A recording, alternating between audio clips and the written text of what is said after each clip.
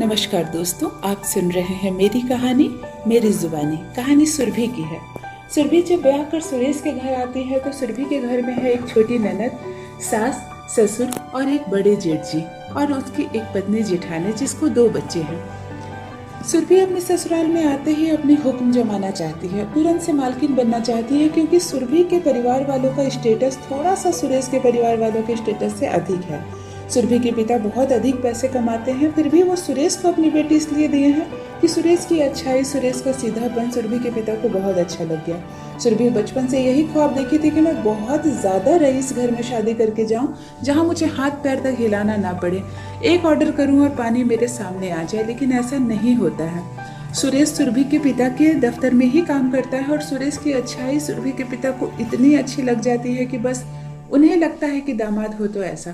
उसकी अच्छाई, उसके नेक दिल देखकर ही उन्हें ऐसा लगता है कि मेरी नक चढ़ी बेटी का हाथ अगर सुरेश जैसा सीधा साधारण आदमी थाम ले तो फिर सुरभि का भी बेड़ा पार हो जाएगा। इसी अच्छे और नेक इरादे से सुरभि के पिता सुरेश से अपनी बेटी की शादी कर देते हैं। सुरभि कुछ कह नहीं पाती है, अपने पिता की मर्जी में हाँ मिलाना पड़ता है और ब्याह कर आ जाती है सुरेश के घर। सुरभि के हर कुछ बहुत महंगा है। सुरभि की साड़ियाँ, जितने कपड़े चढ़े हैं, यहाँ तक कि सुरभि सोने के लिए जो नाइटी लेकर आई है वो भी लगभग 3,500-4 हज़ार रुपये का एक है।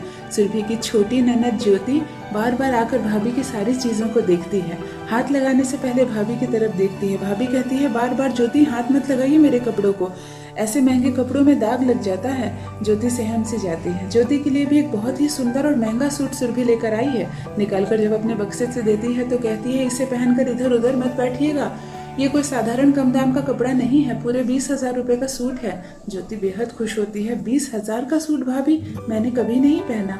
वो कहती है पहनेगी भी कैसे, 20,000 का सूट खरीदने के लिए 20,000 रुपये होने चाहिए। सुरभि कुछ इसी तरह जमाती है अपने घर में अपने पैसों का रोक। बड़ी जेठानी को भी बहुत महंगी साड़ी गिफ्ट करती है। सास ससुर के लिए, सुरेश के लिए बहुत कुछ लेकर आई है अपने मायके से।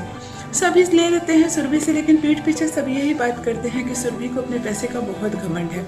सुरभि पार्लर जाती है तो 2-3 हज़ार रुपये खर्च कर देती है, जबकि सुरेश के घर से आज तक कोई ब्यूटी पार्लर नहीं गया था और ना ही कोई बहुत सारे पैसे खर्च किए थे। लेकिन सुरभि को मेंटेन करना ही पड़ेगा अब सुरेश को।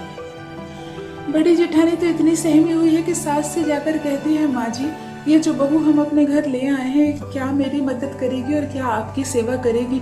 मुझे नहीं लगता है, मुझे तो लगता है रोटी सब्जी बनाकर मुझे इसके ही पलंग पर पहुंचाना होगा। सासू माँ बड़ी बहू को कहती है देखो बहू, ये गंदा आदत इसे मत दिला देना। अगर एक बार तुम इसकी खातिरदारी और सेवा में लग जाएगी तो जिंदगी भर ये तुझसे सेवा कराएगी। इसीलिए जब तू सब्जी बनाना तो सुरभि को रोटी बनाने के लिए कहना, जब सुरभि चाय बनाएगी तब तुम नाश्ता बनाना। ऐसे दोनों जेठानी देवरानी मिलकर खाना बनाना। आज मैं जिंदा हूँ इसीलिए देख रही हूँ दोनों को, मैं चली गई तो तुम्हें तो परेशान कर देगी छोटी बहू।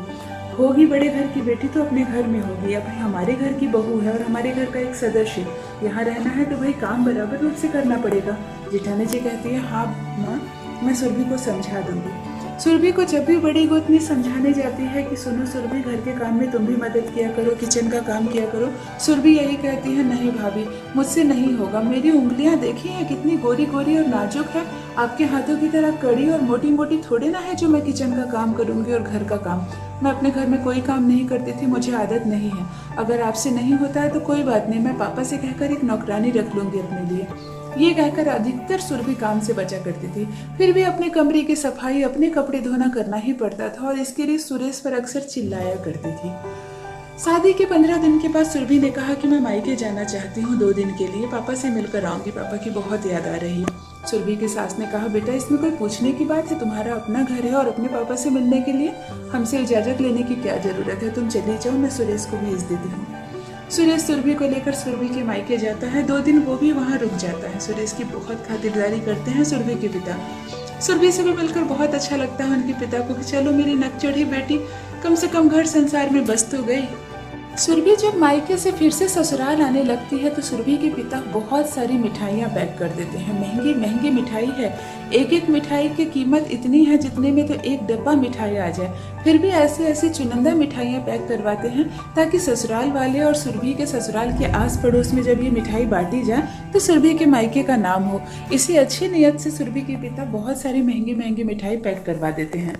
सुरभि घर आ जाती है और बहुत सारी मिठाइयाँ लाकर सबकी अपनी छोटी ननद ज्योति को देती है और कहती है इसे सब फ्रिज में रख दीजिए, बहुत महंगी महंगी मिठाइयाँ हैं।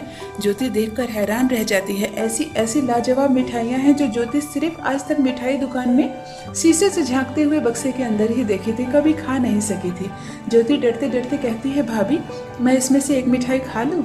सुरभि हंसने लगती है और कहती है हाँ हाँ क्यों नहीं, उसमें भी कोई बात है क्या, जाओ प्लेट लेकर आओ, मैं तुम्हें देती हूँ, तुम्हें ऐसी मिठाई दूंगी जो तुम कभी नहीं खाई होगी। सुरभि भाग कर रसोई जाती है और एक प्लेट और चम्मच लेकर आती है।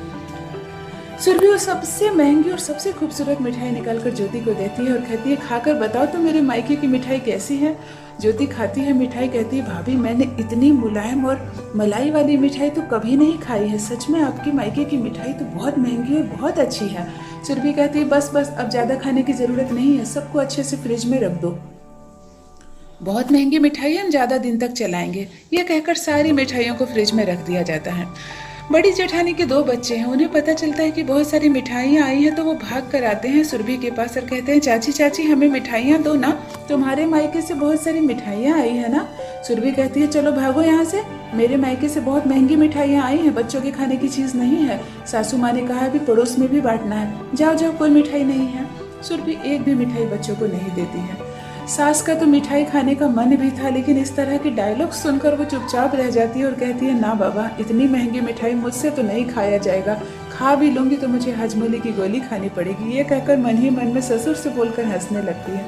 ससुर कहते हैं मुझे तो डायबिटीज है भाई, ऐसी महंगी और सुंदर मिठाइयाँ मैं बस देख कर ही मजे ले सकता हूँ, खाऊंगा नहीं।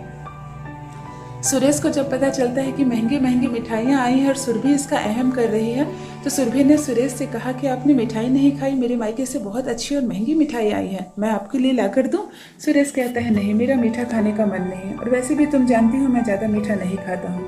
सुरभि चुपचाप रह जाती है। अगले दिन सासू माँ कहती है बेटा तुम मायके से आई हो, पड़ोस में सभी पूछ रहे हैं कि मायके गई थी तो बहू क्या लाई। हमारे यहाँ रिवाज है कि बहू के मायके से जो भी मिठाइयाँ या सगुन आता है वो पड़ोस में भी थोड़ा बहुत बांटा जाता है, थोड़ी सी मिठाइयाँ पड़ोस में बांट दो। सुरभि कहती है क्या बात कर रही है माँ जी, ऐसी महंगी महंगी मिठाइयाँ पड़ोस में बांटने की चीज़ है क्या? आपके पड़ोसी कभी इतनी महंगी मिठाई देखे भी हैं? खाएंगे क्या? मैं नहीं बांटूंगी एक भी मिठाई, बहुत महंगी मिठाई है। सासू माँ माथे पे हाथ रख लेती है और मन ही मन सोचती है आखिर मिठाई ही तो है, अगर इसे खाया ना जाए तो ये खराब हो जाएगा और फेंकना पड़ेगा, लेकिन नकचड़ी बहू को कौन समझाए। वो कहती है ठीक है मत बांटो। कहा जाता है ना कि जिस चीज़ को न खाया जाए ना ही उपयोग में लाया जाए उसकी तीसरी अवस्था होती है, बस वही अवस्था होती है बहू के मायके की महंगी मिठाई की। 8 दिनों तक लगातार वो मिठाई ना खाया जाए इसलिए फ्रिज में रखा गया और धीरे धीरे सारी मिठाइयाँ खराब हो जाती हैं। 8 दिनों के बाद जब सुरभि मिठाई की अवस्था देखती है तो सारी मिठाइयों पर उली लग गई है और छाई पड़ गई है, काले काले पड़ गए हैं मिठाइयाँ। ज्योति मन ही मन कहने लगती है भाभी तुमने मुझे एक भी मिठाई खाने नहीं दी और देखो सारी मिठाइयाँ खराब हो गई। सुरभि को बड़ा अफसोस होता है कि ना ही मैंने पड़ोस में ये मिठाई बांटी और ना ही घर में बच्चों को एक भी मिठाई खाने के लिए दी, और सारी की सारी मिठाइयाँ खराब हो गई और सड़ गई। तो ये थी दोस्तों बहू के मायके से आई महंगी मिठाई की एक छोटी सी कहानी। आशा करती हूँ दोस्तों कहानी आपको अच्छी लगी होगी। मेरी कहानियाँ पसंद आए तो चैनल को सब्सक्राइब जरूर कीजिए। बने रहिए मेरे साथ, आप सुन रहे हैं मेरी कहानी मेरी जुबानी। धन्यवाद।